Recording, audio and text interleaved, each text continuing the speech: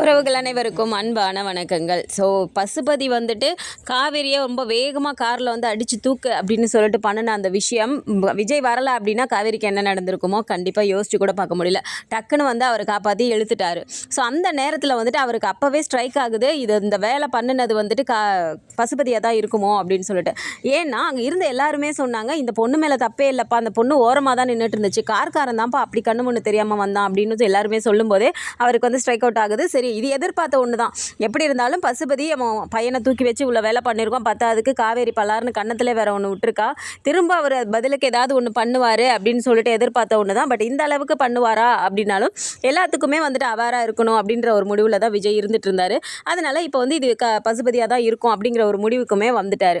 So இதில் என்ன நடக்குது அப்படின்னு சொல்லி பார்த்தோம்னா, வீட்டில் வந்துட்டு அவங்க எல்லாமே அதாவது காவேரி அப்புறம் சாரதாம்மா விஜய் 3 பேருமே ஆஸ் யூஷுவல் வாக்கிங் போயிட்டு வந்துட்டுறாங்க. வந்ததுக்கப்புறமா எல்லாத்துக்குமே வந்துட்டு ஜூஸ் போட்டு எடுத்துகிட்டு வந்து கொடுக்குறாங்க. ஸோ ஜூஸ் குடிச்சிட்டு இருக்கும்போதே என்ன சொல்கிறாங்கன்னா, சாரதாம்மா, தம்பி நீங்கள் இங்கேயே இருங்கப்பா, அங்கே போயிட்டு நான் கொஞ்சம் இந்த இதெல்லாம் க்ளீன் பண்ணி விட்டுறேன், அப்போலாம் அந்த இதெல்லாம் வந்துட்டு அட்டைப்பெட்டி எல்லாமே அங்கேயே அடுக்கி இருக்குல்ல, அதனால் அதை நான் க்ளீன் பண்ணிட்டு வந்துடுறேன், நீங்கள் இங்கேயே இருங்க அப்படின்றாங்க.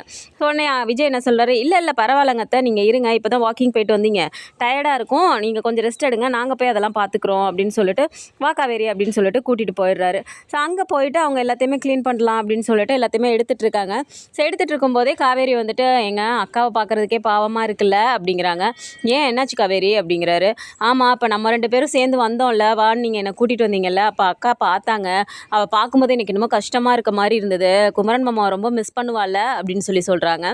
இதுக்கு விஜய் என்ன சொல்கிறார், கண்டிப்பாக மிஸ் பண்ணுவாங்க தான் காவேரி, என்ன பண்ணுறது, குமரன் பிரதர் கூடயே இருந்திருக்கணும், அவரோட சுச்சுவேஷன் அந்த மாதிரி, அவரோட இடத்துல இருந்து பார்க்கும்போது கரெக்டுன்னு தான் தோணுது அவர் பண்ணினது அப்படின்னு சொல்கிறாங்க.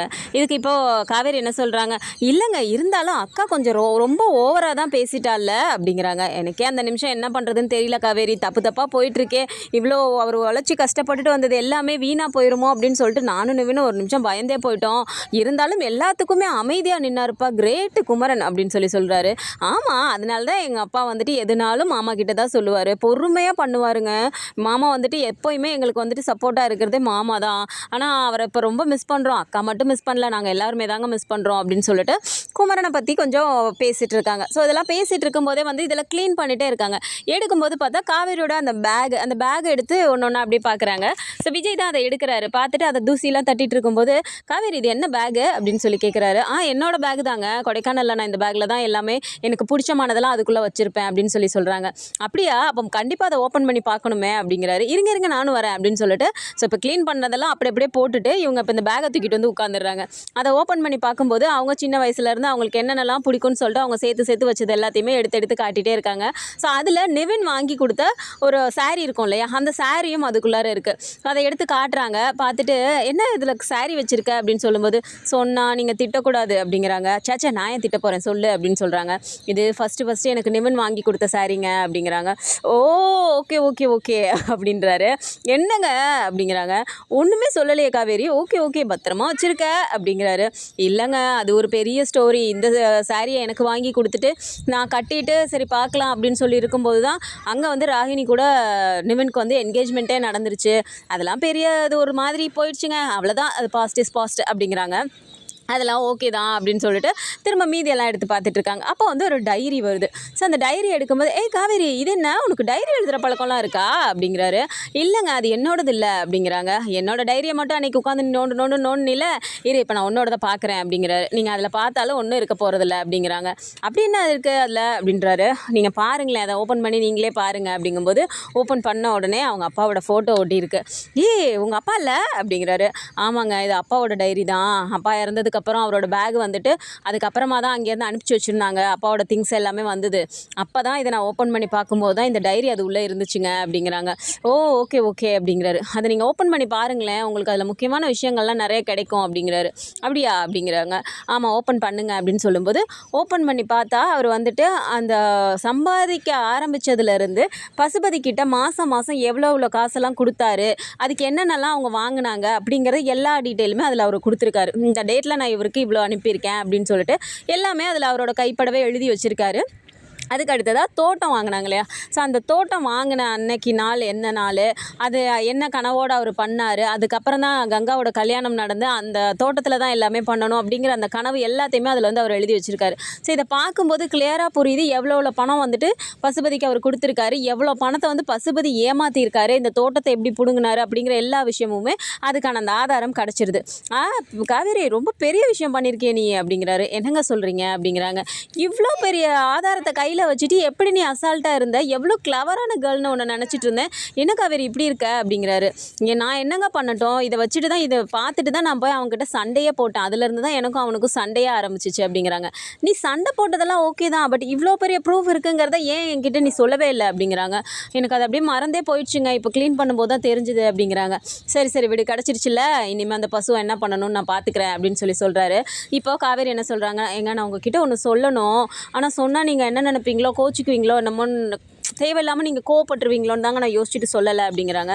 என்ன விஷயம் சொல்லு அப்படிங்கிறாங்க. இல்லைங்க, அன்றைக்கி நான் நின்றுட்டுருக்கப்போ அந்த கார் ஒன்று வந்ததில்ல, அது வந்து பசுபதி கார் தாங்க அப்படிங்கிறாங்க.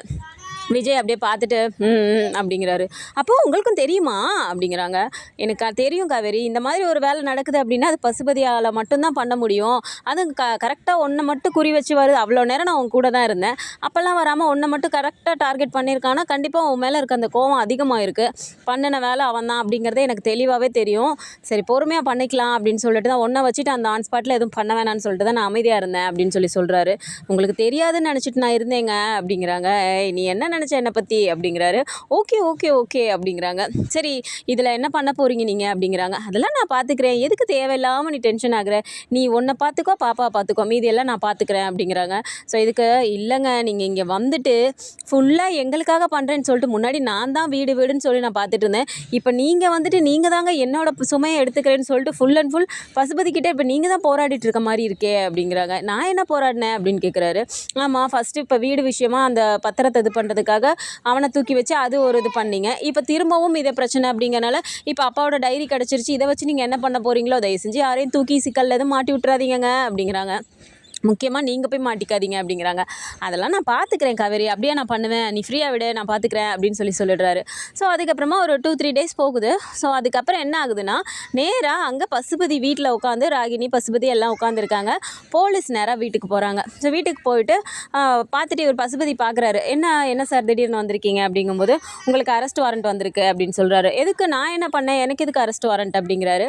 ஸோ இவருக்கு வந்து என்ன நினைப்புனா, காவேரியை வந்து நம்ம இப்படி பண்ண விஷயம் வந்து தெரியாது, எந்த நேரத்தில் தானே நம்ம போனோம், அதனால யாரும் கண்டுபிடிக்க மாட்டாங்க அப்படின்னு நினச்சிட்டு இருந்திருக்காரு. எதுக்காக நான் என்ன பண்ணேன் அப்படின்னு சொல்லும்போது, இந்த விஷயத்த பேசுவாங்க அப்படின்னு சொல்லி பார்த்தா இதை பற்றி அவங்க சொல்லவே இல்லை, அப்போ அவங்களுக்கு தெரியாது அப்படிங்கிற மாதிரி நினச்சிக்கிறாரு.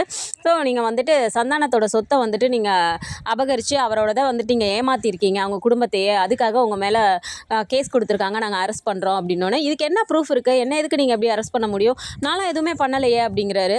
இப்போ இந்த டைமில் தான் விஜய் என்ட்ரி கொடுக்குறாரு. உள்ளே வந்தோடனே என்ன பசு அப்படிங்கிறாரு. டே விஜய், நீ தேவையில்லாமல் என்ன இது பண்ணிட்டுருக்க, நான் ஏமாத்தினதை நீ பார்த்தியா, தேவையில்லாமல் என் மேலே கேஸை கொடுத்து ஒவ்வொன்றும் இது பண்ணிட்டுருக்க, எனக்கு குடைச்சல் கொடுக்கணுன்னே நீ இருக்கியா அப்படின்னு சொல்லி கேட்குறாங்க. யாருக்கு குடைச்சல் கொடுக்குறாங்க, அவங்களுக்கு சேர வேண்டியதை அவங்களோட சொத்தை நீ அவங்களுக்கு கொடுத்துட்டீங்கன்னா நீ யாரோ நாங்கள் யாரோ, நாங்கள் எதுக்கு உங்ககிட்ட வந்து நிற்க போகிறோம் அப்படிங்கிறாரு. என்ன சார், இவன் வந்து ஏதோ சொன்னான்னு சொல்லிட்டு நீங்கள் என்ன அரெஸ்ட் பண்ண வந்திருக்கீங்க, இதுக்கெல்லாம் ப்ரூஃப் வேணாமா, அவன் ஏதாவது சொல்லிட்டான்னா நீங்கள் என்ன அப்படிலாம் பண்ணிட முடியுமா, நான் யாருன்னு தெரியும்ல உங்களுக்கு அப்படிங்கிறாரு. சார் எல்லாமே நாங்கள் பார்த்துட்டோம் சார், எல்லாமே உங்கள் மேலே கேஸ் இருக்குது அப்படிங்கிறனால தான் சார் நாங்கள் வந்திருக்கோம் அப்படிங்கிறாரு. உடனே விஜய் என்ன சொல்கிறாரு, பசு எல்லாமே சேர்க்க வேண்டிய இடத்துல நாங்கள் ப்ராப்பராக சேர்த்துட்டோம், இனிமேல் உனக்கு வேறு எந்த வேலையும் இல்லை, நேராக போயிட்டு உள்ளார களி கிண்ட வேண்டியதான், களி கிண்டி கொடுப்பாங்க, நீ சாப்பிடு, பேசாமல் நீ உள்ளே தான் போகணும் அப்படின்னு சொல்லிடுறாரு. வேணாம் விஜய், நீ தேவையில்லாமல் என்கிட்ட மோதிட்டு இருக்க, ஏற்கனவே நீ பண்ணினதே போதும், திரும்ப என்ன நீ சீண்டிகிட்டே இருக்காது அப்படிங்கிறாரு. நீ ஏன் எங்களை சீன்ற அப்படின்னு சொல்கிறாரு. நான் என்ன பண்ணேன் அப்படின்னு சொல்லும்போது, சார் ஒரு நிமிஷம் சார், நான் கொஞ்சம் பேசிக்கிறேன் அப்படின்னு சொல்லிட்டு பசுபதியை தனியாக கூப்பிட்டு போகிறார். என்ன நீ வந்துட்டு காவேரி அங்கே நின்றுட்டு இருக்கப்போ காவேரியை தூக்கம் வந்ததெல்லாம் எனக்கு தெரியாதுன்னு நினச்சிட்டு இருக்கியா அப்படிங்கிறாரு. உடனே அவருக்கு அப்படியே ஒரு மாதிரி ஆகுது, கண்ணெல்லாம் ஒரு மாதிரி பண்ணுறாரு. நான் தான் பண்ணேன்னு உனக்கு என்ன தெரியும், நான்லாம் எதுவுமே பண்ணலையே, அவளையே நான் பார்க்க போகிறேன் அப்படிங்கிறாரு. பசு நீ என்ன நேரத்தில் எப்படி பண்ணுவாங்கிறதே எனக்கு நல்லாவே தெரியும், நான் உன் பையனை தொட்டிருக்கேன் அப்படின்னா அடுத்தது நீ என்ன பண்ணுவேன்னு எனக்கு தெரியாதா, எப்படி இருந்தாலும் காவேரி மேலே தான் கையை வைப்பேன். நான் அதுக்காக தான் பார்த்து இருந்தேன். அதே மாதிரி வந்த பார்த்தியா, நான் நினச்சது கரெக்டாக போயிடுச்சு பசு அப்படிங்கிறாரு. இதுக்கு நான் பதிலடி கொடுக்க வேணாமா? அதுக்கு நான் அப்புறமா கொடுக்குறேன். இப்போ ஃபஸ்ட்டு என் மாமனார் சம்பாரித்த சொத்து எல்லாத்தையும் ஏமாற்றிருக்கீல்ல, அது எல்லாத்துக்குமே இப்போ போய் நீ தண்டனை அனுபவிக்கணும். அதே மாதிரி எல்லா ஏமாத்தின பணமாக இருக்கட்டும், அந்த வாங்கி போட்ட தோட்டம் எல்லாமே வந்துட்டு அவங்களுக்கு முறையாக வந்து சேரணும். அதை நீ பண்ணிட்ட அப்படின்னா நான் உன்னை எதுவுமே பண்ண போகிறதில்ல அப்படின்னு சொல்லிடுறாரு. ஸோ பசுபதியை வந்து போலீஸ் அரெஸ்ட் பண்ணிட்டு போயிடுறாங்க. ஸோ இந்த விஷயம் வந்துட்டு நிவினுக்கு வந்துட்டு அவங்க அம்மா மூலமாக தெரிய வருது. ஸோ இதை உடனே விஜய் கிட்ட சொல்லணுமே, எதுக்காக அரெஸ்ட் பண்ணாங்கன்னு தெரியலையே அப்படின்னு சொல்லிட்டு விஜய் பார்க்குறதுக்காக நிவின் வீட்டுக்கு வராரு. வந்தோன்னா வாங்க பிரதர் அப்படின்னு சொல்லி கூப்பிட்டு உட்கார வைக்கிறாங்க. ஒரு முக்கியமான விஷயம் சொல்லலான்னு வந்தேன் அப்படிங்கிறாரு. சொல்லுங்கள் பிரதர் அப்படிங்கும்போது சொல்கிறாரு, இந்த மாதிரி பசுபதியை வந்து அரெஸ்ட் பண்ணிட்டாங்களாமே, போலீஸ் அரெஸ்ட் பண்ணியிருக்காங்களாம், எதுக்குன்னு உங்களுக்கு தெரியுமா அப்படின்னு சொல்லி கேட்குறாங்க. விஜய் வந்து கூலாக சிரிக்கிறாரு. என்ன பிரதர் சிரிக்கிறீங்க, நம்ம பார்த்த வேலை தானே இது அப்படிங்கிறாரு. ஆமாம் பிரதர், நான் வச்சு செஞ்சுட்டேன் அப்படிங்கிறாரு. என்ன நடந்துச்சு அப்படின்னு சொல்லும்போது ஃபஸ்ட்டு வந்து காவேரியை வந்துட்டு இந்த மாதிரி அவர் பண்ண விஷயத்த வந்து சொல்கிறாரு. அந்த நிமிஷம் அப்படியே ஷாக் ஆகி போயிடுது நிவினுக்கு. ஐயோ எப்படி பிரதர் என்ன ஆச்சு அப்படிங்கிறாரு.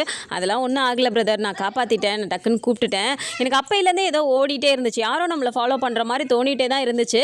சரி பார்த்தேன், அதே மாதிரி கரெக்டாக பண்ணிட்டான், நான் காப்பாற்றிட்டேன். அடுத்ததாக பசுவை மாட்ட வைக்கிறதுக்கு வசமாக நமக்கு பெருசாக ஒரு டாக்குமெண்ட் சிக்குனுச்சு பிரதர் அப்படிங்கிறாரு. என்ன விஷயம் அப்படின்னு கேட்கும்போது சொல்கிறாரு, ஆமாம் காவேரியோட அப்பா வந்துட்டு ஒரு டைரியில் எழுதி வச்சுருக்காரு, எல்லாமே எவ்வளோ கொடுத்தாரு என்ன அப்படின்னு சொல்லிட்டு. அப்புறம் அங்கே கொடைக்கானலில் ஒரு தோட்டம் கூட அவங்களோடது இருக்குன்னு சொல்லிட்டு அவர் வாங்கிட்டாருன்னு சொல்லிட்டு இருந்தாங்களே அப்படின்னோன்னே, ஆமாம் பிரதர் எனக்கும் தெரியும், அங்கே தான் வந்துட்டு எனக்கும் ராகினிக்கும் வந்து கல்யாணம் பண்ணணும்னு சொல்லிட்டு எல்லாமே அரேஞ்ச் பண்ணியிருந்தாங்க. அந்த லாஸ்ட் மினிட் வரைக்கும் எனக்கு தெரியாது, அதுக்கப்புறம் காவேரி வந்து சொல்லி தான் எனக்கே தெரியும். அதோட சரி நான் அப்படியே தூக்கி போட்டுட்டு வந்துட்டேன். அதுவே எனக்கு பிடிக்காம தான் நான் உட்காந்துருந்தேன். எங்கள் அம்மாவோட கம்பல்ஷனுக்காக நான் கல்யாணம் பண்ணிக்கலன்னா அவங்க இறந்து போயிடுவேன் அப்படின்ற மாதிரி என்னை பிளாக்மெயில் பண்ணி அந்த டைமில் என்னை ரொம்ப பண்ணிட்டாங்க பிரதர், என்னால் ஒன்றுமே முடியல அப்படிங்கிறாரு. சரி விடுங்க பிரதர், இப்போ எனக்கு தெரிஞ்சிருச்சுல்ல, அது கிடச்சிருச்சு, எனக்கு அந்த ஆதாரம் கிடச்சனால அதை வச்சு மூவ் பண்ணியிருக்கேன். பார்ப்போம், இனிமேல் வந்து பசு வெளியிலே வர முடியாது, நமக்கு கொஞ்சம் ஃப்ரீயாக இருக்கலாம், காவேரி ஃபேமிலி கொஞ்சம் ஃப்ரீயாக இருந்தால் அதுவே போதும் நமக்கு அப்படின்னு சொல்கிறாரு. சூப்பர் பிரதர், பார்த்துக்கலாம் விடுங்க, கேஸ் எப்போ வருதோ அப்போ நம்ம பார்த்துக்கலாம் அப்படின்னு சொல்கிறாங்க. ஸோ இந்த வகையில் தான் விஜய் வந்துட்டு பசுபதியை வந்துட்டு உள்ளே வைக்கிறதுக்கு ஸோ அந்த மூமெண்ட்டை எடுத்துகிட்டு இருக்காரு. ஸோ அடுத்ததாக இப்போ ரீசெண்ட் டேஸில் வந்துட்டு பசுபதி இருக்காரு இல்லையா, அவர் வந்துட்டு கொடுத்துருக்க அந்த ஷேர் பண்ணியிருக்க விஷயம் என்ன அப்படின்னா, டீம் எல்லாருக்குமே வந்து தேங்க்யூ சொல்லி அவர் வந்துட்டு ஷேர் பண்ணியிருக்காரு. ஸோ அந்த வகையில் பார்க்கும்போது பசுபதி வந்து இதோட வந்துட்டு அவரோட எபிசோட் முடிய போதா, இதிலேருந்து அவர் ரிலீவ் ஆகுறாரா என்ன அப்படிங்கிறத வந்துட்டு நம்ம அடுத்து வரப்போகிற அப்கமிங் எபிசோட்ஸில் தான் பார்க்கணும். அதுக்காகவே கூட நிரந்தரமாக அவர் ஜெயிலேருந்து வெளியிலே வர முடியாத அளவுக்கு பண்ண போகிறாங்களா அப்படிங்கிறதை நம்ம பார்க்கலாம். ஸோ இந்த மாதிரியான கதைக்கெல்லாம் வந்தால் நல்லா இருக்கும்னு நினச்சிங்கன்னா நம்மளோட வீடியோக்கு சின்னதை லைக்கை மட்டும் கொடுத்துருங்க. இதை பற்றி நம்ம ஒரு அப்டேட்ஸ் தெரிஞ்சுக்கிறதுக்கு நம்மளோட சேனலையும் சப்ஸ்கிரைப் பண்ணிக்கோங்க. தேங்க்ஸ் ஃபார் வாட்சிங்.